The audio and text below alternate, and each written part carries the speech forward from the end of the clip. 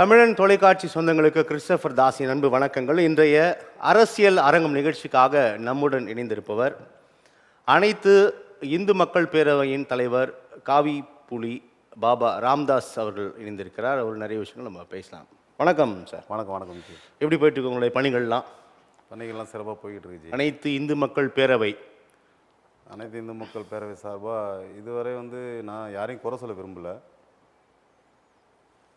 மக்களுக்கு இல்லாதவருக்கு இயன்றதை செஞ்சிகிட்டு இருக்கோம். நலத்திட்ட உதவி நிறைய பண்ணிக்கிட்டு இருக்கோம்.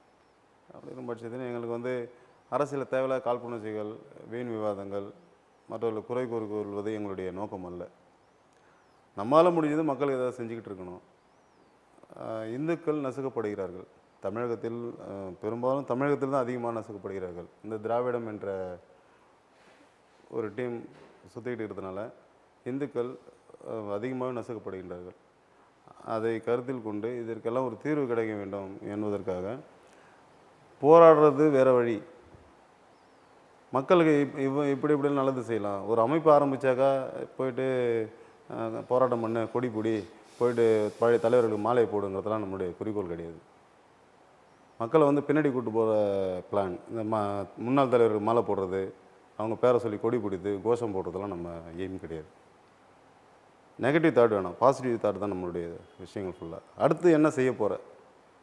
எத்தனையோ காமராஜர் இன்னும் வளர்ந்துக்கிட்டு இருக்கான், அவனை நம்ம பாதுகாக்கணும், அவனை வளர்க்கணும். எத்தனையோ அம்பேத்கர் உருவாகிட்டு இருக்காங்க, அவங்கள வளர்க்கணும் நம்ம.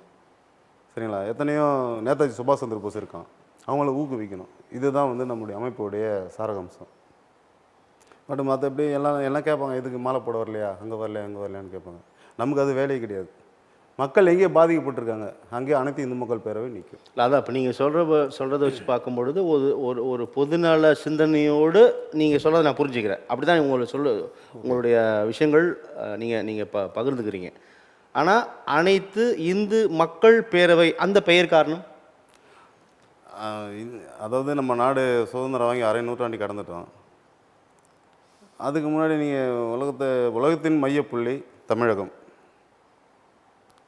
அது எங்கே இருக்குன்னு கேட்டால் சிதம்பரத்தில் எங்கே இருக்குன்னு கேட்டால் நடராஜர் காலடியில் இருக்குங்கிறது நான் சொல்லலை, அறிஞர் சொன்னதை தான் நான் சொல்கிறேன். நான் ஏன்னு கேட்டாக்கா, ஆன்மீகத்துக்கே ஒரு மெயினான இடம் தமிழகம் தான். உலகத்துக்கே உலகம் நீ நல்லா இருக்குன்னா காரணம் என்னன்னு கேட்டீங்கன்னாக்கா, தமிழகத்தில் இருக்கிற ஒவ்வொரு இந்துக்களும் சாமி கும்பிட்றதுனால தான் உலகமே நல்லா இருக்குது. ஒரு கிறிஸ்தவன் போய் பைபிளை படிப்பான், போயிட்டு ஏசுனார் சிலுவை மட்டும் கும்பிட்டு வருவான். ஒரு இஸ்லாமியன் போவான், ஒளியை பார்த்துட்டு வணங்கிட்டு வந்துடுவான். ஆனால் இந்துக்கள் மட்டும்தான் அனைத்து பிரபஞ்சங்கள் அத்தனையுமே வணங்கிட்டு வருவான். அவன் வணங்குறதுனால மட்டுமே உலகம் சுற்றிக்கிட்டு இருக்கு. இல்லைனா கண்டிப்பாக இந்த உலகம் இயங்குமாங்கிறது ஒரு கேள்விக்குறி தான். ஸோ நான் மறைநூல் நிறைய படிச்சிருக்கேன். ஸோ அதை பற்றி நமக்கு தெரியும். அதில் பார்த்தீங்கன்னா உள்ளே பார்த்தா ஒன்றுமே இருக்காது. இது ஆத்மார்த்தமாக உணரக்கூடிய ஒரு இந்துத்துவாங்கிறது ஆத்மார்த்தமாக ஒவ்வொரு மனிதனுக்குள்ளும் உணரக்கூடிய ஒரு மதமாக நான் உணர்ந்தேன். மற்றவங்க சொல்கிறதெல்லாம் நம்ம சொல்லிட்டு இருக்க முடியாது. அதற்காக பஞ்சத்துக்கு மதம் மாறிடாங்க மக்கள். இதுக்கு காரணம் 50 ஆண்டு காலம் ஆண்ட காங்கிரஸ் மக்களை சரியான முறையில் இப்போது தற்போது நடந்து கொண்டிருக்கின்ற பாரதிய ஜனதாவுடைய ஆட்சி சிறப்பாக இருக்கின்றது. ஏன்னா 50 ஆண்டு காலத்தில் அவன் நாட்டை கெடுத்துட்டு போயிட்டாங்க. அதை மீட்டு எடுக்கிறதுக்கு இன்னும் 50 ஆண்டு காலம் வரணும். அதுக்கிடையில் கொரோனா இந்த மாதிரி பிரச்சனைலாம் வந்துருச்சு. ஓகேங்களா? அது இப்போ பகல்காம் பிரச்சனையில் கூட சரி, தேசத்தந்தை பாரத பிரதமர் மோடி அவர்கள் சிறப்பான முறையில் பதிலடி கொடுத்தார் தீவிரவாதிகளுக்கு. பாகிஸ்தானுக்கு பதிலடி கொடுக்கல, தீவிரவாதிகளுக்கு பதிலடி கொடுத்துருக்காரு. அதை நான் பெருமைப்படுறோம். இந்தியனாக பிறந்துட்டுன்ற சந்தோஷப்படுறோம். ஸோ இந்த மாதிரி ஒரு கொள்கை, இந்துத்துவா இந்தியனாக பிறந்தவர் பெருமைப்படுறதில்ல. நமது இஸ்லாமியர்களும் இருக்காங்க, நம்ம அமைப்பில் கிறிஸ்தவர்களும் இருக்காங்க. ஏன்னு கேட்டால் பஞ்சத்துக்கு மதம் மாறிட்டான் சார். பஞ்சத்துக்கு மதம் மாறுறது மதம் கிடையாது, அது ஒரு ஏக்கம்தான். இந்தியாவில் இருக்கிற மக்களை திசை திருப்பி அவங்களுக்கு பிரெயின் வாஷ் பண்ணி தன்னுடைய கண்ட்ரோலில் கொண்டு வரது தான் கிறிஸ்துவமும் இஸ்லாத்தும். ஸோ அது மதம் கிடையாது. மதம் என்பது அமைதியை கொடுப்பதும் மனசை ஒருநிலைப்படுத்துவதும் தான் மதம். இது அத்தனையுமே இந்துத்துவாவில் இருக்கிறது, இந்து மதத்தில் இருக்குது. இதனால தான் அனைவரும் இந்துக்கள் தான். பஞ்சத்துக்கு நீ மாறி ஏற்படாது, பிரச்சனை கிடையாது. இப்போ தற்போதைய காலகட்டத்தில் கால சூழலில் உலகமே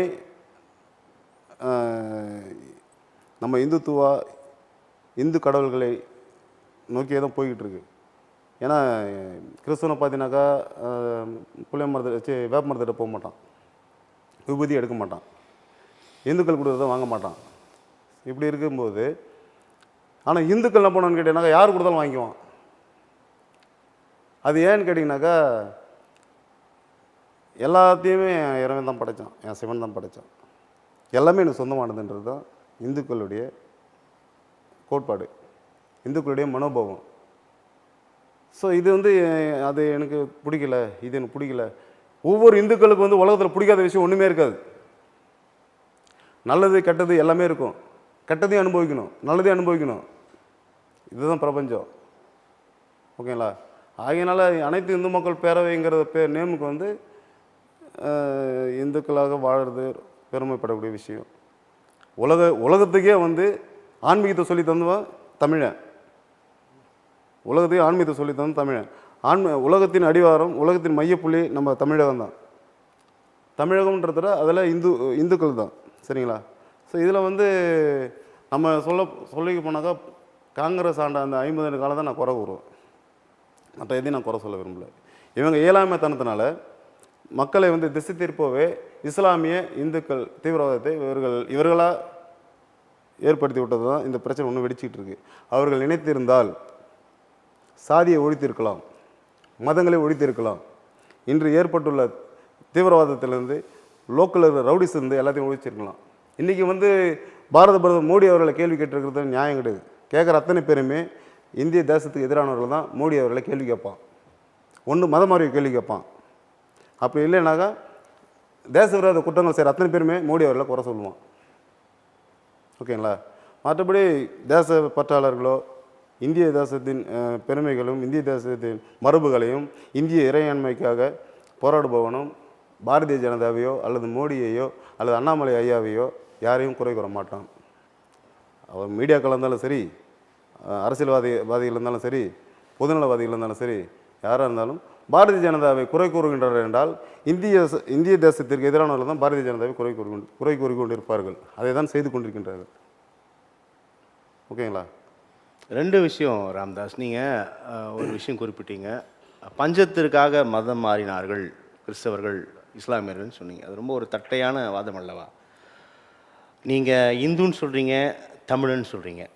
தமிழ்நாட்டில் சைவம் இருந்தது, வைணவம் இருந்தது, ஆசீவம் இருந்தது, உள்ளிட்ட பல்வேறு மதங்களை பின்பற்றுகிறவர்கள் இருந்தார்கள்.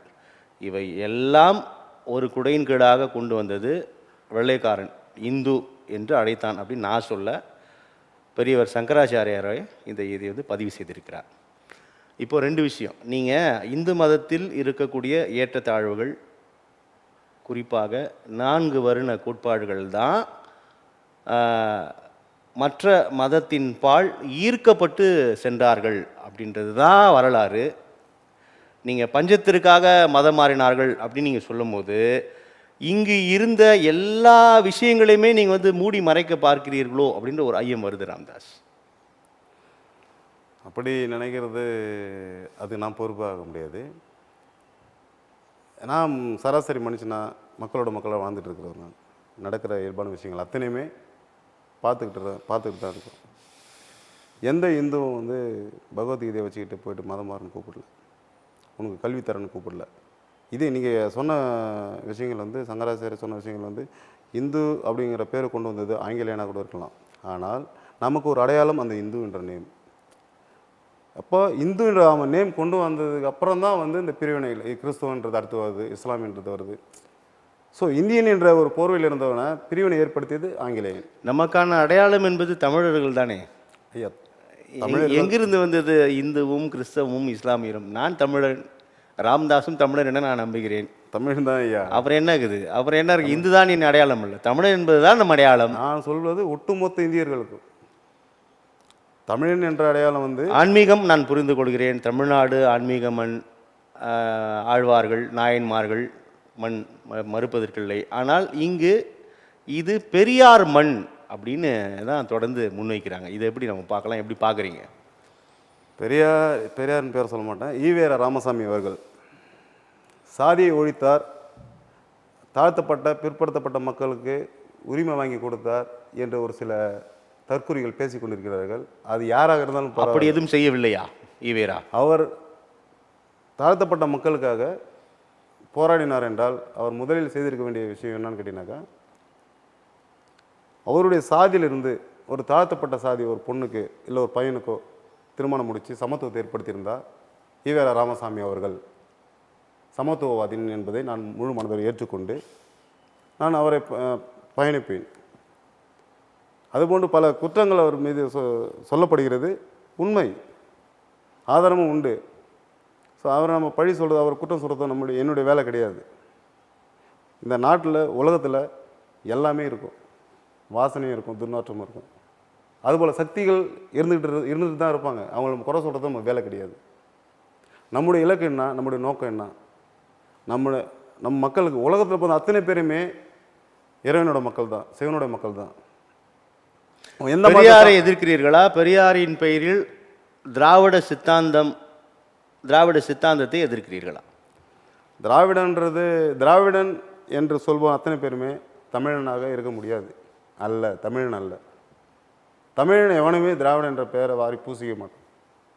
வெளியிருந்து வந்து இங்கே பிழைக்க வந்தவர்கள் மட்டுமே நான் தமிழன், வேற்று மொழி இங்கே வரக்கூடாது, தமிழ் மட்டும்தான் வரணும்னு சொல்லிட்டு இங்கே வேலி போட்டு உட்காந்துட்டு அத்தனை பேருமே தமிழனே கிடையாது, பிறமொழியாளர்கள் தான். பிறமொழியாளர்கள் தான் இங்கே ஆட்சி ஆண்டு வாழ்வதற்கும் ஆழ்வதற்கும் வசதியாக திராவிடத்தை பொருத்தி கொண்டார்கள். அவ்வளோதான். திராவிடம் என்பது ஒரு போர்வை தான், குளிருக்கு போர்வை போத்திக்கிற மாதிரி தான் திராவிடங்கிறது. திராவிடங்கிறதுலாம் வந்து சரி உங்களுக்கு தெரியாதது ஒன்றும் இல்லை.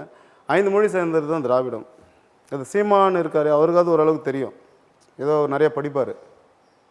ஸோ மற்றவர்களுக்கு வந்து ஏதோ கேள்வி அவங்க தாத்தா சொல்லிட்டு போனார், அவங்க அப்பா சொல்லிட்டு போனார், அதுக்கு முன்னாடி அவங்க சொல்லிட்டு போனாங்கிறத ஃபாலோ பண்ணாலும் தவிர பட் அதை உள்ளுணர்ந்தால் அந்த திராவிடத்தில் அவங்க இருக்க மாட்டான். திமுக அரசு திராவிட மாடல் அரசு அப்படின்னு தான் பெருமிதம் தெரிவித்துக் கொண்டிருப்பதை நம்ம பார்க்குறோம். தொடர்ச்சியாக மீண்டும் மீண்டும் இது திராவிட மாடல் அரசு அப்படின்னு திமுகவினர், அதன் தலைவர், முதலமைச்சர் பெருமிதத்தோடு சொல்கிறார். எப்படி புரிஞ்சுக்கலாம் திராவிட மாடல் அரசு? திராவிட மாடல் அரசு அப்படின்னு சொல்கிறான்னு சொல்லினாக்கா, திராவிட மாடல் அரசுனாக்கா அவங்க சொல்கிறத நான் ஏற்றுக்கிறேன்.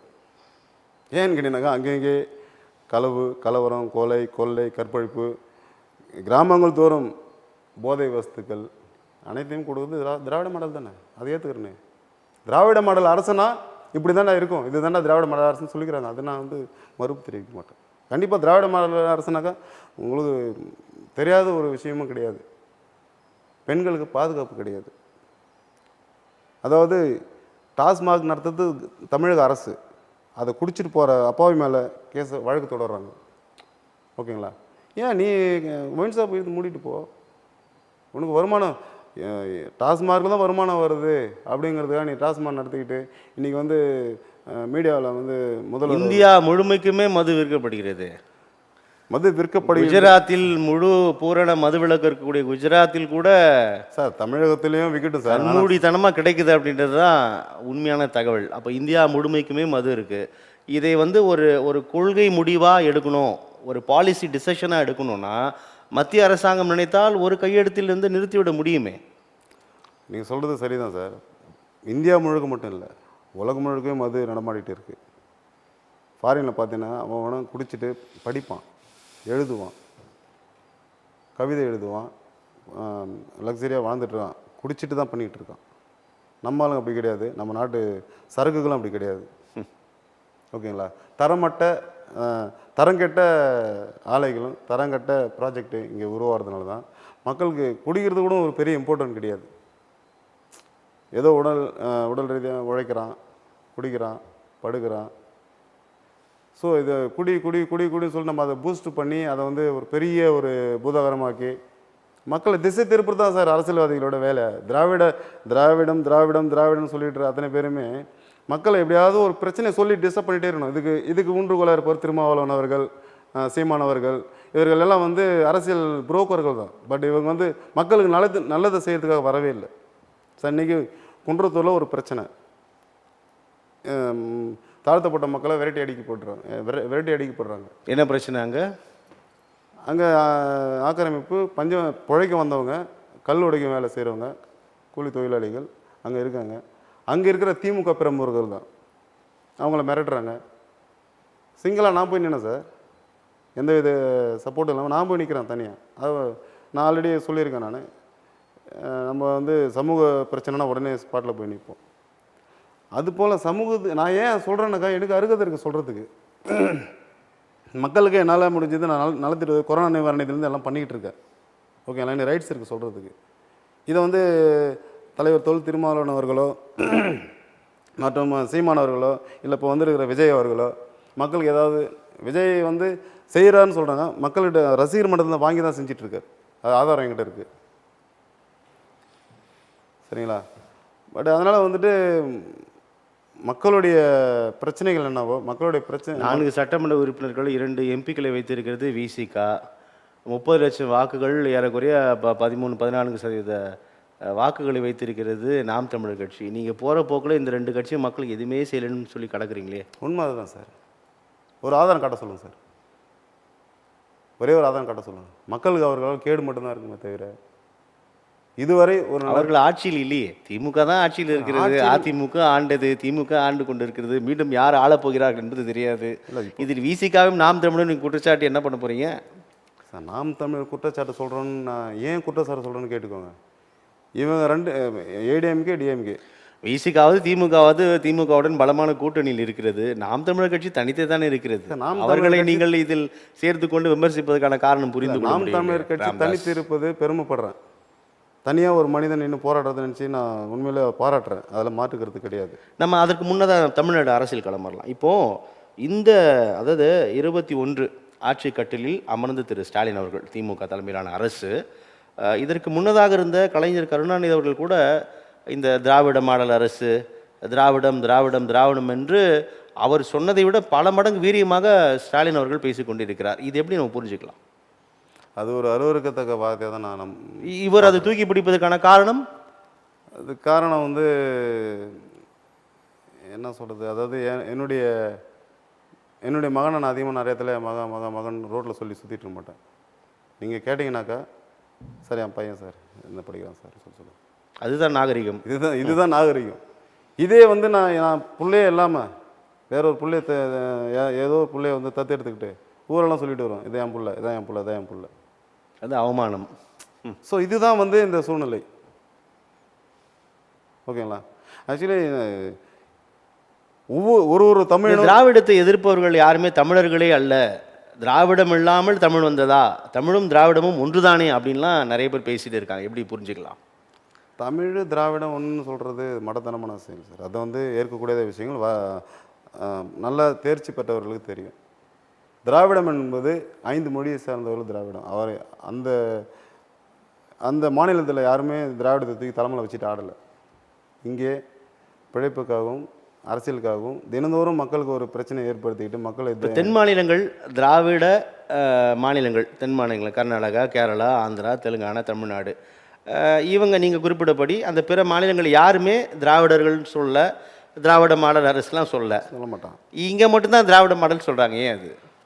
அதுதான் சார். அதுக்கு கேட்குறாங்க நிறைய விமர்சனம் வைக்கும் போது சொன்னால் எக்ஸ்க்ளூசிவ், இது வந்து அனைவருக்குமான ஆட்சி, அனைவருக்குமான மக்கள் நல திட்டங்கள் அப்படின்னு சொல்கிறாங்க. அனைவருக்கும்னா கன்னடருக்கும், மலையாளிக்கும், தெலுங்கருக்கும் அப்படின்னு சொல்கிறாங்க. அது நல்ல விஷயம் தானே. அப்படின்னா ஒரு தேசிய கட்சியாக தான் சார் அது நீ பாரத பிரதமராக போய் போட்டிக்கிட்டு ஏன் தமிழக முதல்வராக இருந்துக்கிட்டு இருக்க சார்? அனைத்துக்குமான ஆட்சின்னு சொல்கிறது நியாயமான விஷயம், ஏற்றுக்கிறேன், தப்பு இல்லை. ஹிந்தி உள்ள வரக்கூடாதுன்னு சொல்கிறேன், அதுக்கு என்ன அர்த்தம்? இப்போ நீ யார், என்ன கொள்கைன்னு அவங்க கொள்கையை அவங்களுக்கு தெரிய மாட்டேங்குது. தமிழன்னு சொல்கிற ஓகே, அப்புறம் திராவிடன்ற பேரில் அனைத்துக்கும் பொதுவானதுன்னு சொல்கிறீங்க ஓகே. ஹிந்தி வரக்கூடாதுன்னு சொல்கிறது, இந்திய மொழி ஹிந்தி வரக்கூடாதுன்னு சொல்லி எதிர்ப்பு தெரிவிக்கிறதுக்கு காரணம் என்ன? ஸோ அப்போது உன்னுடைய கொள்கையே உனக்கு என்னன்னே தெரியல சார். அதாவது மறைந்த புனித விஜயகாந்த் அவர்கள் தெளிவாக சொல்லியிருந்தார், ஓப்பனாக பேசினார். அந்த மாதிரி ஒரு நல்ல அரசியல்வாதி தமிழகத்தை இயன்றதை செய்வோம், இயலாதவருக்கு அப்படின்னு ஒரு பெரும் கொள்கையை அவர் தெளிவாக சொல்லுவார். அன்னை மொழி காப்போம், அனைத்து மொழி கற்போம். இதுதான் வந்து ஒரு மக்களுக்கு நல்லது செய்யக்கூடிய ஒரு வாயிலிருந்து வர வார்த்தைகள். இதுதான் எல்லா மொழியும் கற்றுக்கோ, எங்கே போனாலும் பிழைக்கணும். இங்கே வேலை இல்லை, வெளியில் வேலை இருந்தாலும் போய்ட்டு அந்த மொழியை கற்றுக்கிட்டு போ. உனக்கு பக்கத்து நாடுனா அங்கே போய் ஹிந்தி பேசி தான் ஆகணும். ஏன் ஹிந்தி எதிர்ப்பு தெரிவிக்கிற? 4 மொழி கற்றுக்கிட்டேன், நீ மட்டும் ஹிந்தி கற்றுட்டு உன் பிள்ளைங்க மட்டும் போயிட்டு டெல்லியில் உட்காரலாம். இந்தி மொழியை நாங்கள் எதிர்க்கவில்லை, இந்தி திணிப்பை தான் எதிர்க்கிறோம்னு சொல்றாங்க. நான் கத்துக்கிறேன், ஆனா நீங்க சொல்லாதீங்கன்றாங்க.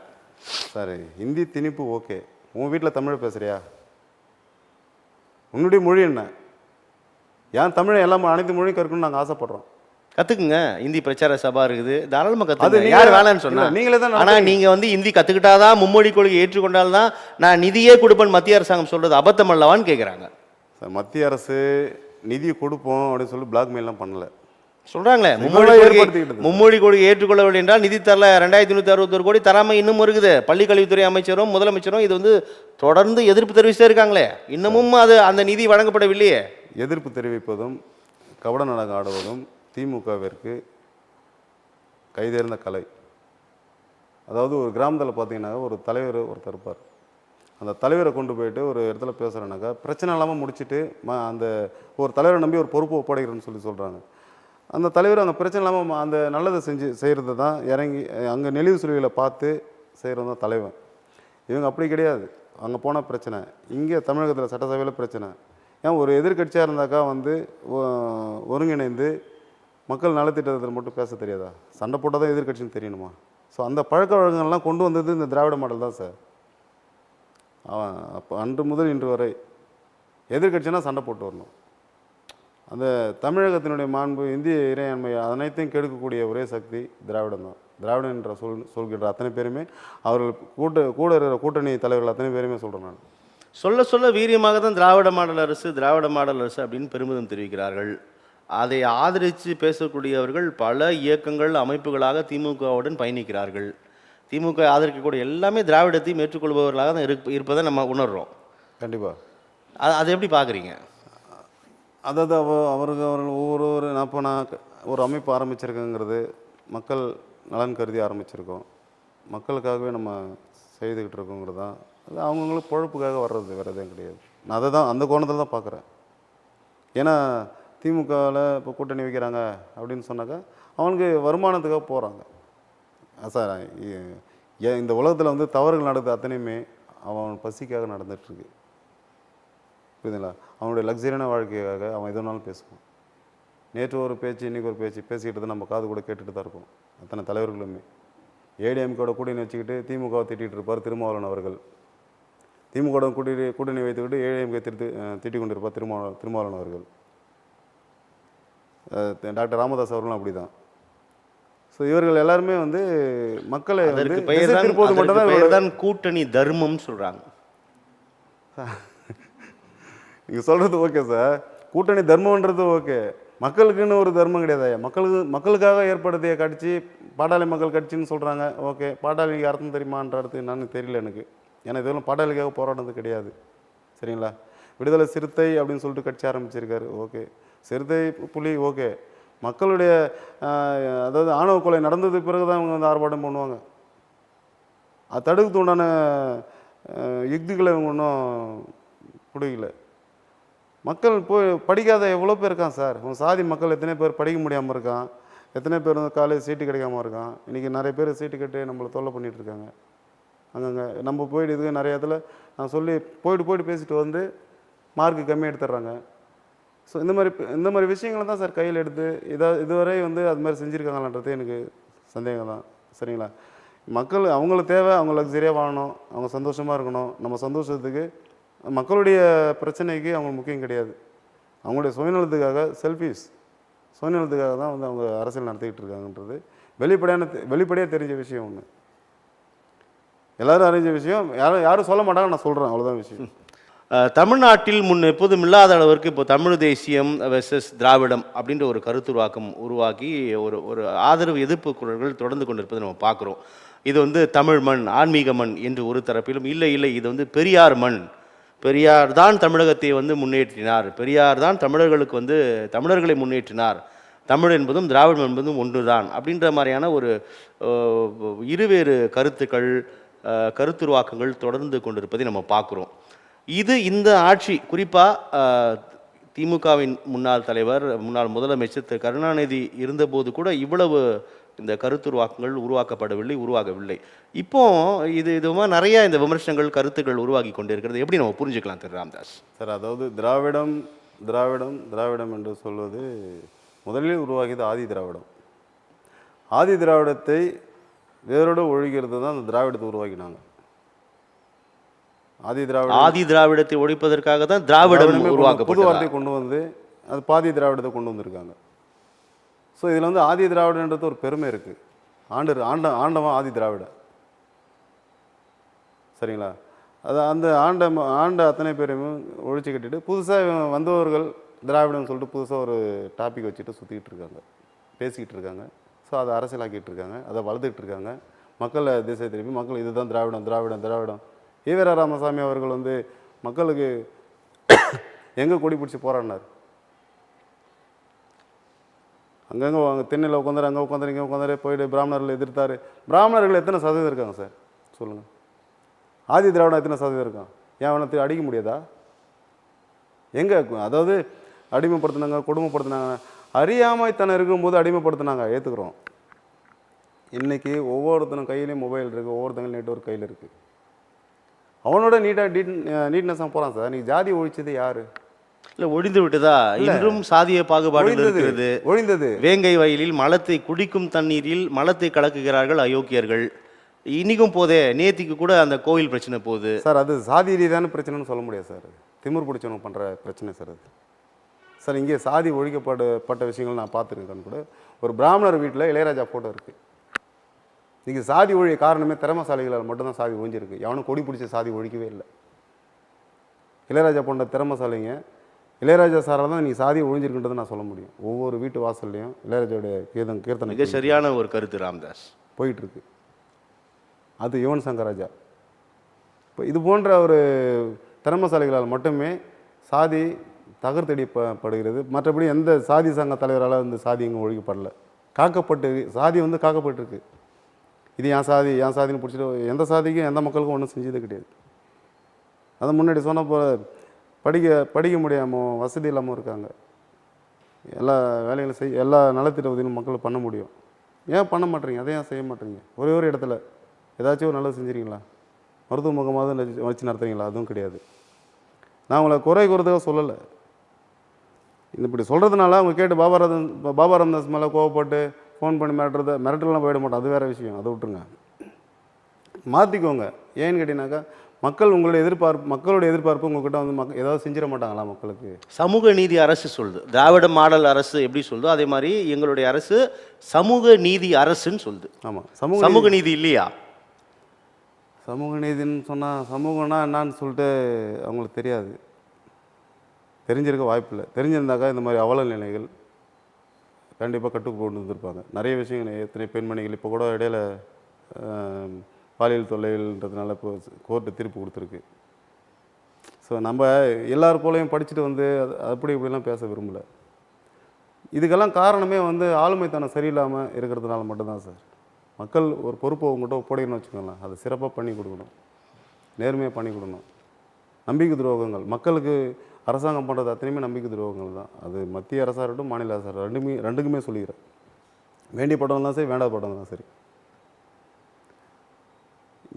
நீங்கள் நம்பிக்கை துரோகம் என்று குறிப்பிடுவதை நான் அப்படி புரிஞ்சுக்கிறேன்னா, மக்கள் நல திட்டங்களில் போதிய கவனம் செலுத்துறதில்லை, மக்கள் பிரச்சனைகளை வந்து சரி செய்வதற்கான முயற்சிகள் இல்லாமல் இப்படியான அரசியலை செய்து கொண்டிருக்கிறார்கள் அப்படின்னு சொல்ல வரீங்களா? ஆமாம் சார். பொதுவாக கேட்டுக்கிட்டீங்கன்னாக்கா இப்போது நெட்வொர்க் விஷயத்தை எடுத்துக்கோங்க. யூடியூப் பார்த்துட்டு இருக்கோம், விளம்பரம் வருது, ஸ்பீடாக நல்லா அழகாக போயிட்டுருக்கு, ஓகேங்களா?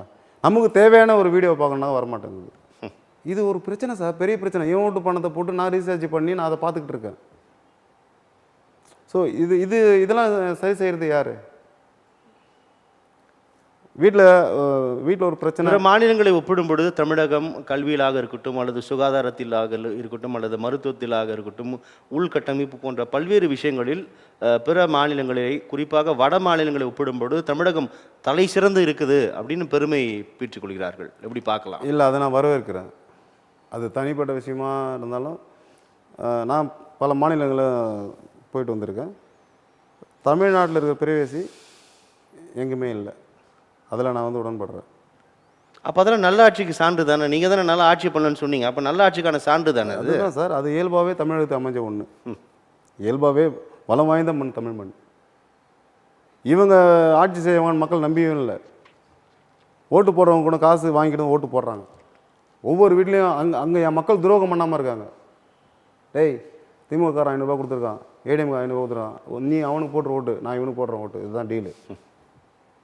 இங்கே நாம் தமிழர் சீமானவர்கள் பணம் கொடுக்காம ஓட்டு வாங்குறாருனாக்கா அது பெருமைப்பாரு. கூட ஒரு ஓட்டு வாங்கினாலும் அது கட்ஸு. இப்போ சீமான் வாங்குறவர் அடுத்தது விஜய் வராரு.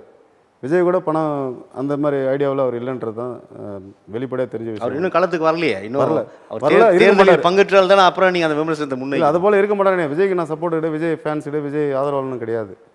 ஏன்னா அவர் ஒரு கிறிஸ்டியானிட்டி, ஓகேவா? அவருக்கு நம்ம ஆப்போசிட் தான் பண்ணணும். அதனால் கிறிஸ்டியானிட்டின்னா மனுஷன் தானே, அதனால் யாருக்கும் நம்ம ஆப்போசிட் பண்ணுற வேலையும் கிடையாது பிரபஞ்சத்தில். ஏன் விஜய் நீங்கள் வந்து ஒரு கிறிஸ்தவராக பார்க்குறீங்க? தமிழ்நாட்டில் ஒரு ஒரு உச்ச நடிகர் புதிய கட்சியை ஆரம்பிக்கிறார். என்னுடைய கொள்கை எதிரி, என்னுடைய கோட்பாட்டு எதிரி அப்படின்றாரு. இதுதான் என்னுடைய கொள்கைகள் அப்படின்னு பிரகடனப்படுத்துகிறாரு. இதை எல்லாமே பார்க்காம ஏன் அவர் ஒரு கிறிஸ்தவராக பார்க்குறீங்க? சார், அவர் கிறிஸ்தவராக பார்க்கணும் இதுவரையிலும். அவர் ஏதோ ஒரு கோவில் ஆரம்பிக்கலையே, இல்லை சார், நீங்கள் ஒரு சொல்லுங்கள். மத வழிபாட்டு அமைப்பை ஆரம்பிக்கலையே, ஒரு கட்சியாக பிரகடனப்படுத்துகிறார். மக்களையும் மண்ணுக்காகவும் நான் கட்சியை ஆரம்பித்திருக்கிறேன், ஆட்சி பிடிக்க போகிறேன்னு சொல்லும்போது ஏன் நீங்கள் அவரை வந்து ஒரு மதத்தின் அடையாளமாக சுருக்குகிறீர்கள்? சார், விஜய் இதுவரை வந்து தீபாவளி பொங்கலுக்கு வாழ்த்து சொல்லியிருக்காரா? தீபாவளி பொங்கலுக்கு படம் ரிலீஸ் பண்ணி சம்பாதிச்ச அவர் நடிகராக சொல்லவில்லை, இனி சொல்லுவார் போல. கட்சி தலைவராக இனிமேல் தானே சொல்லுவார். சார், அது இனி சொல்கிறாருனாக்கா அது அரசியல் காழ்ப்புணர்ச்சியில் சொல்கிறது தானே அர்த்தம் அதுக்கு. இனி விஜய் வந்து பொங்கல் வாழ்த்து சொல்லுவார், தீபாவளி வாழ்த்து சொல்லுவார்னு நாங்கள் எதிர்பார்த்துட்டுலாம் இல்லை. அவங்க மக்கள் அவர்களுடைய உழைப்பால் அவங்க சந்தோஷமாக இருக்காங்க. அரசாங்கம் திமுக அதிமுக 5 முறைக்கு தந்தாகிவிட்டது, 6 முறை தந்தாகிவிட்டது. ஒரு பெரிய மாற்றங்களை தமிழகம் சந்தித்திருக்கவில்லை. அப்போது ஒரு புதிய வரவை நாங்கள் வந்து விரும்புகிறோம் அப்படின்ற இடத்தில் நாம் தமிழர், தாவேகா போன்ற வருகை அவர்களோட எதிர்பார்ப்பை வந்து பூர்த்தி செய்யாதா? ஏன் அவங்க வரக்கூடாதுன்னு கேட்குறேன். அவங்க வர்றதுக்கான களம் இல்லையா தமிழ்நாடு? சார், அவர்களே நான் வரக்கூடாதுன்னு சொல்ல வரல. இதுவரை மக்களுக்கு அவர்கள் ஆற்றிய பணிகள் என்ன? இதன் பிறகு, அதாவது சினிமா என்பது ஒரு சின்ன வட்டம். ஒரு நடிகர் சங்க தலைவராகவோ அல்லது ஒரு திரைப்பட தயாரிப்பாளர் சங்கத்திலேயோ ஒரு தலைவராக விஜயை தேர்வு செய்யலை. அங்கேயும் நீ தகுதி இருந்திருக்கு. இதுவரை என்ன செய்திருக்கிறார் விஜய்? நிறைய படங்களை நடித்திருக்கிறார். அவ்வளோதான், நிறைய படம் நடிச்சிருக்காரு. தன்னுடைய அதிகபட்ச ஊதியத்தை வாங்கியிருக்கிறார். சார், விஜய் வந்து தன்னுடைய சுயலாபத்துக்காக, நீ ஆரம்ப காலகட்டத்தில் ஒரு படம் பார்த்தீங்கன்னா ரொம்ப கிளாமராக இருக்கும். ஒரு பெண்ணோட ஆபாசத்தை வச்சு தான் உங்களுடைய வளர்ச்சி. விஜயுடைய அரசியல் சொல்ல வந்தாக்கா ஒரு பெண்ணோட ஆபாசத்தை காட்டி தான் நீ வளர்ந்துருக்க. நீ அப்படி வளர்ந்த நீ அடுத்தது மக்களை இப்போ எப்படி திசை திருப்பணுங்கிறது நல்லாவே தெரியும் அவருக்கு. ஏன்னா இத்தனை ஆண்டு காலம் வந்து அவர் சினிமா பயணித்திருக்கு. நடிகராக கெடுத்தவர் தலைவராக வழிநடத்துவாரோ என்னவோ. அது சார், ஆக்சுவலி கேப்டன் வந்து ஒரு தலைவராக வந்தாருன்னா நல்ல குடும்பஸ்தன், ஒரு நல்ல தலைவன், ஒரு நல்ல நடிகர் சங்க தலைவர், நல்ல மனிதர்னு சொல்லிட்டு இன்றைக்கி கடவுளாயிட்டார். அது வேறு விஷயம். அவரை மிங்கிள் பண்ணும்போது விஜயெல்லாம் தூசு கூட சமம் கிடையாது. விஜய் வந்து செய்வார்னு சொல்லிட்டு மக்கள் அதுதான் சார். அவருடைய வருகையை எதிர்ப்பவர்கள் இருக்கிறார்கள், ஆதரிப்பவர்கள் இருக்கிறார்கள். இருப்பினும் ஆதரிப்பவர்கள் என்ன சொல்கிறாங்க? தாவேகா விஜய்க்கு வந்து 15 விழுக்காடு வாக்கு இருக்குது, 20 விழுக்காடு வாக்கு இருக்குது, அவர் 50 இடங்களில் வெற்றி பெறுவார், ஆட்சியே பிடிப்பார் அப்படின்னு சொல்கிறாங்க. எப்படி பார்க்குறீங்க? ஆட்சியை பிடிப்பார் என்பதை ஏற்றக்கூடிய விஷயம். அதாவது ஏதோ எலெக்ஷனில் பணம் இருக்குது நிற்பாங்க, ஆட்சி பிடிப்பார், சீட்டு பிடிப்பார்ன்றதுலாம் வாய்ப்பும் கிடையாது, பிடிக்கவும் மாட்டார். ஏன்னு கேட்டிங்கனாக்கா இங்கே திராவிடம் என்ற பெயரில் பெரிய பெருச்சாலையில் உட்காந்துட்ருக்கு. கேப்டனோட பெரிய ஆளா நீ? அவரோட நீ ஆளுமைத்தனம் உள்ளவரா? கிடையாது. அவருக்கே வந்து ஒரு சில சர்க்கிள், பெரிய சர்க்கிள், ஒரு சில சர்க்கிள் இல்லை, பெரிய சர்க்கிள். அது வந்து அவங்க குடும்பத்துக்கு மட்டும் இழப்பு கிடையாது, அவங்க ரசிகர்கள் மட்டும் இழப்பு கிடையாது, ஒட்டுமொத்த தமிழகத்தின் பேரிழப்பு. ஸோ அப்படி ஏன்னு கேட்டிங்கனாக்கா அவர் செய்வார், அவரை நம்பி மக்கள் வாக்களித்தாங்க. அவருக்கு வந்து எதிர்கட்சி தலைவராகவே இருந்தார். எதிர்கட்சி தலைவராக இருந்த பொழுது கூட பால் விலை ஏற்றத்துக்காக மட்டும்தான் அவர் சண்டை போட்டார். மற்றபடி ஏதோ பேசணும், நம்ம எதிர்கட்சி தலைவராக உட்காந்துட்டோம் அப்படின்ற ஆணவத்திலே கர்வத்திலே அவர் எதுவும் பண்ணலை. பால் விலை ஏற்றம் இதுதான் பிரச்சனை அவருக்கு. அத்தியாவசியமான பால் விலை. பால் இல்லாமல் எத்தனை குழந்தை எழுதுகிட்டு இருக்கு? பால் இல்லாமல் எவ்வளோ பிரச்சனை போயிட்டுருக்கு. பால் விலை ஏற்றினாலுமே அத்தனை விலையுமே ஏறும் சார். ஸோ இது நடந்துடக்கூடாது, தமிழக அரசு இதை கட்டுக்குள் கொண்டு வரணும்னு சொல்லிட்டு தான் மக்களுக்காக போராடின ஒரே தலைவர் அவர். காமராஜருக்கு பிறகு இவரை தான் நான் சொல்ல முடியும், வேறு யாரும் நான் சொல்ல முடியாது.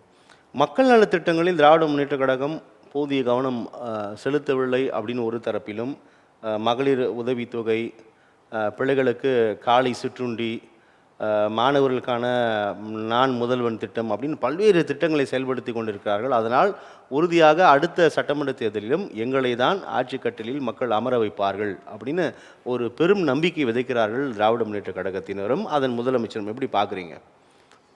அதாவது அன்னமிட்ட கை மறக்கக்கூடாது. காலை உணவு திட்டத்தை வரவேற்கிறேன். ஏன்னு ஆவாதம் இருந்தாலும் சரி, விரோதியாக இருந்தாலும் சரி, அவங்க செய்கிற நல்லதை நம்ம வரவேற்கிறது தப்பு கிடையாது. காலை உணவு திட்டத்துக்காக முதல்வருக்கு நான் நன்றி சொல்லிக்கிறேன், நம்ம தமிழ்நாடு மூலயமா. அது நல்ல விஷயம். மற்றபடி அவர் கொண்டு வந்த அத்தனை திட்டங்களும், மகளிர் உரிமை தொகை 1000 ரூபாய் வழங்குகிறார்கள், 1 கோடிக்கும் அதிகமான பெண்கள் பயன்பெறுகிறார்கள், பெரும் மகிழ்ச்சியோடு இருக்கிறார்கள் அப்படின்லாம் சொல்கிறாங்க. அது எல்லாமே ஒரு கண்ணோட்டத்தில் தான் சார் கொடுக்குறாங்க, எதுவுமே நடுநிலையெல்லாம் கிடையாது. இன்றைக்கி பார்த்தீங்கன்னாக்கா எல்லாமே அவங்க கட்சிக்காரர்கள் தான் அதிகமாக கொடுத்துருக்காங்க. 1 கோடி பேரும் கட்சிக்காரங்களாங்க. நான் மக்களாக வாழ்ந்துட்டு இருக்கோம் சார். அவங்கள சார்ந்தவர்கள் அவரவர்கள் வசதிக்காக கொடுத்த, இப்போ கவுன்சிலர் தேவைப்பட்ட கட்சி சாராத நபர்களுக்கு அது போலையா? உங்கள் வீட்டுக்கும் என் வீட்டுக்கும் இல்லையா? போயிருக்கு சார். உதாரணத்துக்கு நான்லாம் வாங்க மாட்டேன், எங்கள் வீட்டில் இல்லை, நான் வாங்கவும் இல்லை. இல்லை, ஒரு பேச்சுக்கு சொல்கிறேன். நானும் வாங்கலை, நீங்களும் வாங்கலை, ஒரு காமன் மேனாக சொல்கிறேன். நமக்கு அது எய்மும் கிடையாது. வீட்டிலேயும் சொன்னாங்க அதெல்லாம் போகாத வேணான்னு சொல்லி வச்சு, அது வேறு விஷயம். அதாவது கொண்டு வந்த ஒரு திட்டம் நான் பெருமையாக பேசுவேன், மற்ற விஷயத்தை பற்றி நான் பேச விரும்பலை சார். ஏன்னா நம்ம அவங்கள பற்றி திமுகன்னு சொன்னாலுமே விபூதி தொட்ட கையால் திமுக தொடரும் சொல்லிட்டு நம்முடைய கோட்பாடு. மக்கள் பற்றி பொதுவாக என்ன சொல்ல கேள்வி. ஏன் அந்த அளவுக்கு வெறுக்கிறீர்கள்? ஆன்மீகம்ன்ற ஒரு வளையத்தினால தான் ஒவ்வொரு மனிதனும் திருந்தி வாழறோம். அந்த ஆன்மீகத்தை நீ கட் பண்ணுற, அந்த ஆன்மீகத்தை நீ குறை சொல்கிற அப்படின்னு சொன்னால் மக்களை தீவிரவாதத்தை நீ எங்கே ஆன்மீகத்தை குறை சொல்கிறார்கள்? மூட நம்பிக்கைகளை தான் நாங்கள் எதிர்க்கிறோம், இந்துக்களையோ நாங்கள் பேரன்பு கொண்டு நேசிக்கிறோம்னு சொல்கிறாங்களே. சரி சார், நான் சாமி நீங்கள் இந்துக்களை கட் பண்ணுறாங்க அப்படின்னு சொல்கிறீங்க. சரி சார், நான் சாமி கும்பிட்றது மூட நம்பிக்கைன்னா இப்போ உங்கள் அப்பா மாலை போகிறதே மூட நம்பிக்கை, அப்பா சமாதி இப்போ மாலை போகிறதே மூட நம்பிக்கை, அப்பா சிலைக்கு மாலை போகிறதும் மூட நம்பிக்கை. மூட நம்பிக்கைன்னு சொன்ன ஈவர ராமசாமிக்கு போய் மாலை போகிறதும் மூட நம்பிக்கை. அப்போ நீ ஏன் மூட நம்பிக்கை பேச வரேன்னு கேட்குறேன். மூட நம்பிக்கைன்னா நீ முதல்ல நடைமுறைப்படுத்து. நான் ஒரு விஷயம் சொல்லியிருப்பேன், மாமிசம் சாப்பிட்ற அத்தனை பேருமே ஒரு மனிதன் இருந்தால் கல்லறையில் அடக்கப்படுவான். மாமிசம் சாப்பிட்ற ஒவ்வொருடைய வயிறும் கல்லறை தான் சொல்லியிருக்கேன். நாளைக்கு மாமிசம் எடுக்காமல் வாழ்ந்துட்டுருக்கேன். நம்ம ஒருத்தனை கருத்து சொல்லணுனாக்கா அதுக்கு முன்னாடி நம்மளை தயார்படுத்திக்கணும். அவ்வாறு இல்லை இந்த ஆட்சின்னு சொல்கிறீங்க. ஆமாம், இல்லை சார், நான் மட்டும் சொல்லலை, பொதுமக்கள் பேசிட்டு, நான் மக்கள் தான் வாழ்ந்துட்டு இருந்தேன் தவிர நான் போய் ஏசி காரில் ஏசி ரூம்லேயே படுத்துட்டுலாம் இல்லை. 2026 சட்டமன்ற தேர்தலில் உறுதியாக நாங்கள் வெற்றி பெறுவோம், அது திராவிட முன்னேற்ற கழகத்தின் பார்ட் 2 ஆட்சியாக இருக்கும் அப்படின்னு சொல்கிறாரு முதலமைச்சர். என்ன நம்பிக்கையில் சொல்கிறாரு? ஆட்சி ஆளுன்னு சொல்லிட்டு எல்லாருமே தான் சார் சொல்கிறாங்க. இன்றைக்கி விஜய் சொல்கிறாரு ஆட்சி பிடிப்போன்றாரு. அதை மாதிரி தான் பார்க்குறீங்களா? திமுக ஆண்டு கொண்டு இருக்கின்ற கட்சி இல்லையா? ஆண்டு கொண்டு இருந்தாலும் சரி சார், அதாவது சரியான தலைமை இல்லை. முதல்ல எதுலையுமே சரி, ஏடிஎம்களும் தகுதியான தலைமை இல்லை. ஸ்டாலின் ஒரு தகுதியான தலைமை இருக்குது, திமுகவுக்கு ஒரு தகுதியான தலைமை இருக்குது, ஒரே ஒரு தலைமை, ஒற்றை தலைமை. இங்கே ஏடிஎம்கள் கிட்டத்தட்ட ஒரு 5-6 தலைமை வந்துருச்சு. சரியான தலைமையில் அதை எடப்பாடி பழனிசாமி தானே அந்த கட்சியோட பொதுச் செயலாளராக இருக்காரு. ஒரு செயலாளராக இருந்தாலும் சார், மக்களுக்கு இப்போ ஏடிஎம்கே எத்தனை பிரிவாக பிரிஞ்சிருக்கு. அந்த பிரிஞ்ச ஒட்டுமொத்த பேர் ஒன்றா சேர்ந்தாக்கா டிஎம்கே வராது, வந்ததில்லை. ஏன்னா போன எலெக்ஷனுக்கு நம்ம களத்தில் தான் இருக்கோம். திமுகவுக்கு அளித்த வாக்குகள் குறைவு. அதற்கு முத்தாய்ப்பாக பாஜக அதிமுக கூட்டணி சேர்ந்து விட்டது, இன்னும் ஒன்றுபட்ட அதிமுக விரைவில் உருவாகிவிடும் சொல்கிறாங்களே, அதை எப்படி பார்க்கலாம்? அதை வரவேற்கிறேன் சார். என்கிட்ட ஒரு தீய சக்தியை ஒழிக்கணும்னா தெய்வம் ஒரு வழியை கொண்டு வருவான். அதன் அடிப்படையில் அதிமுக மேடம் சசிகலாவாக இருந்தாலும் சரி, அவர் எடப்பாடியாக இருந்தாலும் சரி, டிடிவி தினகரன் இருந்தாலும் சரி, இவங்க எல்லாம் ஒன்று சேர்ந்தாக்கா ஒட்டுமொத்த அதிமுக ஒன்று சேர்ந்து பாஜகவோட சிறப்பாக கூட்டணி வச்சுக்கிட்டு இவங்க களம் கண்டானாக்கா டிஎம்கே கம்பல்சரி காலி. அதிமுக பாஜக கூட்டணி தொடர்பாக விமர்சனம் வரும்போது எல்லாமே தமிழ்நாட்டில் பாஜகவுக்கு எதிரான அதிருப்தி அலை வந்து இன்னும் ரொம்ப அதிதீவிரமாக இருக்குது. இந்த நேரத்தில் அதிமுக பாஜக கூட்டணி உறுதியாக திமுகவிற்கு வலு சேர்க்கும்னு சொல்றாங்க. பாஜக மேலே மக்கள் அதிருப்தியில் இருக்காங்கிறத வந்து பிரபலப்படுத்துறது மீடியாக்கள் அதிகமாக வச்சிருக்கிற திமுககாரர் தான் பண்ணுறாங்க. பாஜக மேலே மக்கள் அதிருப்தியில் கிடையாது. இன்றைக்கி பாகிஸ்தான் தீவிரவாத தாக்குதலில் வந்து மக்கள் எல்லாம் மோடியை வந்து தூக்கி தலைமையில் வச்சு கொண்டாடிட்டு இருக்காங்க. பாஜக என்ன ஆண்டு என்ன தப்பு பண்ணிட்டாங்க சொல்லுங்கள்? பாஜக கிட்ட அதிகாரத்தை கொடுத்தியா? போதிய நிதி தர மறுக்கிறார்கள், மாநில உரிமைகளை நசுக்குகிறார்கள் அப்படின்னு திமுக தொடர்ந்து சொல்லிட்டே இருக்கு. 40 எம்பி தேர்வு செஞ்சுருக்கோம். அது நாம் தேர்வு செய்தது. நாம் தேர்வு செய்தது ஓகே, எப்படியோ தேர்வு செய்துட்டோம், எப்படியோ அவங்க எம்பி ஆகிட்டாங்க. அவங்களுடைய வேலை என்ன சார்? இவங்க போயிட்டு சண்டை போடுறதா வேலை? ஒரு நாகரிகமே இல்லாமல் போயிட்டு அங்கே உள்ள சண்டை போட்டுட்டு இருக்காங்க. நமக்கு தேவையான விஷயத்தை மட்டும் நீங்கள் சண்டைன்னு பார்க்குறீங்க. நாடாளுமன்றத்தில் கோரிக்கைகளை முன்வைக்கிறாங்க, அதற்கு ஆளும் தரப்பு பதில் சொல்லுது, அதனால அவங்களோட கருத்துக்களை பதிவு செய்கிறார்கள். நீங்கள் சண்டைன்னு பார்க்குறீங்க சார். மக்கள் கோரிக்கைகளை பிரதிபலிக்கிறார்கள் அப்படின்னு பார்க்கக்கூடாதா நீங்கள்? மக்கள் கோரிக்கைகள் கிடையாது, அவருடைய கோரிக்கைகள் தான். இன்றைக்கி 100 நாள் வேலைக்கு பணம் போடாமல் இருக்காங்க. 100 நாள் வேலை நிறைய கம்ப்ளைண்ட் வந்துட்டு தான் இருக்குது. சரிங்களா? மக்களுடைய அத்தியாவசிய பிரச்சனை சார் பாதிக்கப்படுது. அது பாதிக்கப்படுதுனாக்கா ஒரு குடும்பத்தில் போய் ஒரு தலைவன் தான் போயிட்டு கேட்கணும். என்ன சொல்கிறீங்க? என் குடும்பத்தில் பிரச்சனைனாக்கா என் குடும்ப பிரச்சனை ஒரு தலைவன் தான் தீர்க்கணும், குடும்ப தலைவன் தான் தீர்க்கணும். பக்கத்து ஊர் மேலே குறை சொல்ல முடியாது. நான் பண்ணுற தவறுக்கு என் குடும்பத்தை நான் தான் பார்த்துக்கணும். நீ தமிழுக்கு அப்பா, அதில் வரக்கூடாது தப்பா? நீ பண்ணுறது திரும்பி தப்பாக தான் இருக்குது. ஏன்னு கேட்டீங்கன்னா இருக்கிற எம்பிகளை சொல்லு, டேய் கம்முன்னு இருங்க, ஏதாவது மத்திய அரசு மக்களுக்கு வாங்கி பேசியே மக்கள் திட்டங்களில் பாஜக தர மறுக்கிறது. நீங்கள் பேசாதடான்னு சொன்னால் ஒன்றுமே பண்ண மாட்டாங்களே அப்படின்னா? சார் பாஜகவை பொறுத்தவரை இல்லை, நாடாளுமன்றத்தில் தமிழக எம்பிக்கள் ஏதோ போகிற போக்கில் புலம்புறாங்கன்ற மாதிரி சொல்கிறீங்களே ராம்தாஸ். மக்களோட பிரச்சனைகள் தான் மும்மொழி கொள்கை தொடர்பாக அல்லது தமிழகத்துக்கு தர வேண்டிய நிதி தொடர்பாக மக்கள் பிரதிநிதிகளாக இருக்கக்கூடிய நாடாளுமன்ற உறுப்பினர்கள் நாடாளுமன்றத்தில் பேசுகிறார்கள். அதை நீங்கள் வந்து சண்டை போடுறாங்க, பேசாதீங்க அப்படின்னா பேசியே தரலையே, பேசினா எப்படி தருவாங்க பாஜக அரசு? சார் எல்லாத்துக்கும் நாகரிகம் இருக்குது சார், அந்த நாகரிகத்தை மீறி பேசாதீங்க. பேசினா தான் கேட்க முடியும். அப்படி என்ன பேசுகிறார்கள்? நாகரிகத்தை மீறி என்ன பேசுகிறார்கள்? அங்கே போய்ட்டு ஆர்ப்பாட்டம் பண்ணுறது, இதெல்லாம் வந்து நம்ம வாக்களித்த மக்களை இழிவுபடுத்துறது தான் சமம். அது வேறு எந்த வகையில் அந்த கோரிக்கைகளை கேட்க முடியும்? காந்தியை ஃபாலோ பண்ணுறீங்களே, அகிம்சை முறையில் எவ்வளோ விஷயங்கள் இருக்குது சார். இன்றைக்கி வந்து போராட்டமும் ஆர்ப்பாட்டமும் வந்து நம்ம இந்தியாவில் தான் சார் அதிகமாக இருக்குது. வெளிநாடுலாம் பார்த்தீங்கன்னா போராட்டம் ஆர்ப்பாட்டம் கேள்விப்பட்டிருக்கீங்களா? அதிகமாக பண்ண மாட்டான். இல்லை, அந்தளவுக்கு தேவையும் இருக்கிறது சார். ஒரு சும்மா போராடுறாங்கன்னு சொல்கிறீங்களா? இல்லை சார், அந்த போராட்டன்ற விஷயத்தை கொண்டு வரதே முதல்ல தவறுன்ற. நான் கொண்டு வருவதே தவறு என்றால் கொண்டு வந்ததே இவர்கள் தானே. போராட்ட காலங்களை தமிழகத்திற்கும் இந்தியாவிற்கும் கொண்டு வந்தது காங்கிரஸ் மற்றும் இங்கே இருக்கிற திமுக. நிதி தர மறுக்கிறார்கள், தொடர்ந்து கேட்டுக்கொண்டே இருக்கிறோம். நாடாளுமன்ற கூட்டத்தொடர் நடைபெறுகிறது, அங்கு இப்போ சத்தமிடுகிறார்கள், கோரிக்கைகள் முன்வைக்கிறாங்க. நீங்கள் அதை வந்து சத்தம் போடாதீங்க, பேசாதீங்கன்னா நிதி மத்திய அரசாங்கம் ஏன் தர மறுக்கிறது? தமிழகத்திற்கு ஒரு கண், உத்தரப்பிரதேசத்திற்கு ஒரு கண், மகாராஷ்டிராவுக்கு ஒரு கண் என்று ஏன் காட்டுகிறது? அனைவருக்குமான நிதியை ஒழுங்காக பகிர்ந்தளிங்கள் அப்படின்றதான கோரிக்கையாக இருக்குது. அது ஏன் மத்திய அரசாங்கம் தர மறுக்கிறது? இல்லை சார், நீங்கள் அதை பேசவே மாட்டீங்களே. தர மறுக்கிறார்கள் என்பதற்கு ஆதாரம் இருக்குங்களா? தர மாட்டேன்னு முதலமைச்சர் சொல்றாரு, நிதியமைச்சர் சொல்றாரு, நாடாளுமன்ற உறுப்பினர்கள் சொல்றாங்க. அது எல்லாமே போய் தானே. நிதியமைச்சரே இது வரைக்கும் என்ன சொல்லியிருக்காங்க? நீங்கள் எனக்கு ஒரே ஒரு எவிடன்ஸ் குழு கொடுங்க. நிதியமைச்சர் இதுவரை மும்மொழி கொள்கையை ஏற்றுக்கொள், நான் அப்பொழுது தான் நான் தமிழகத்திற்கு வந்து நான் நிதி கொடுப்பேன்னு சொல்லிட்டு இதுவரையிலும் எங்கேயும் சொன்னதில்லை.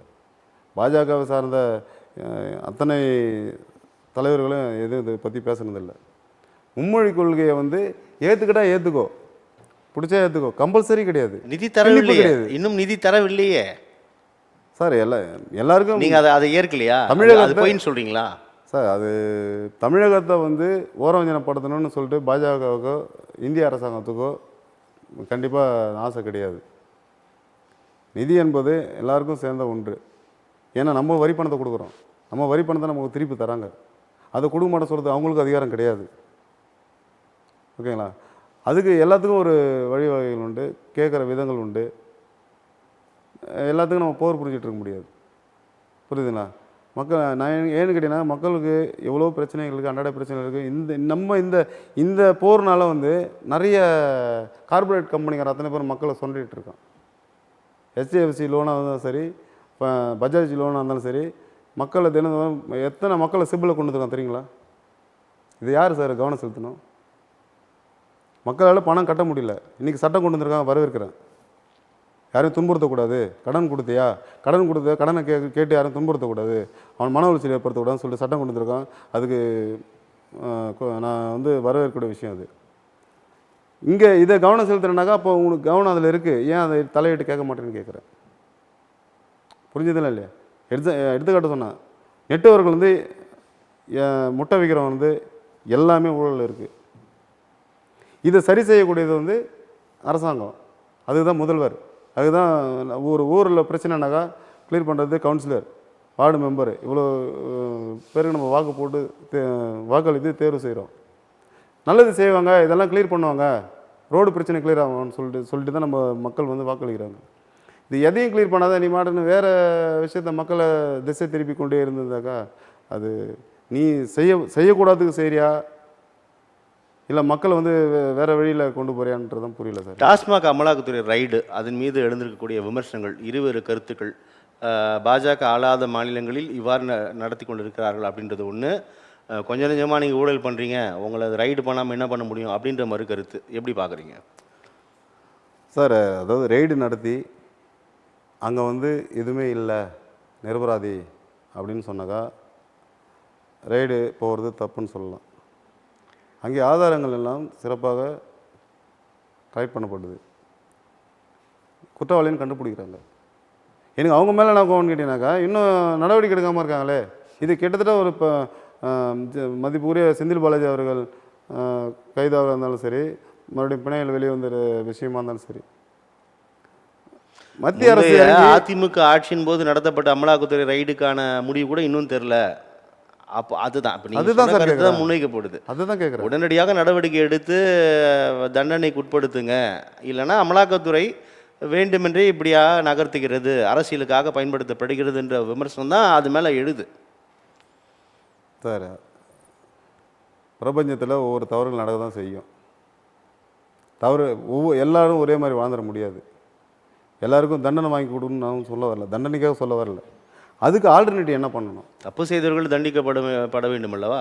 யாரும் தண்டிக்கிறதுக்கு உலகத்தில் உரிமையே கிடையாது. முதல்ல பிறக்கும்போது ஒவ்வொருவனும் தன்னுடைய தாயை சாகடிச்சு தான் பிறக்கிறோம், மறு உயிர் கொடுத்து தான் பிறக்கிறோம். யார் இருந்தாலும் சரி, யாரும் தண்டனை, அவங்களுடைய கர்மா, அவனுடைய வினைகள், அவன் அதை செஞ்சு தான் ஆகணும், வேறு வழி இல்லை.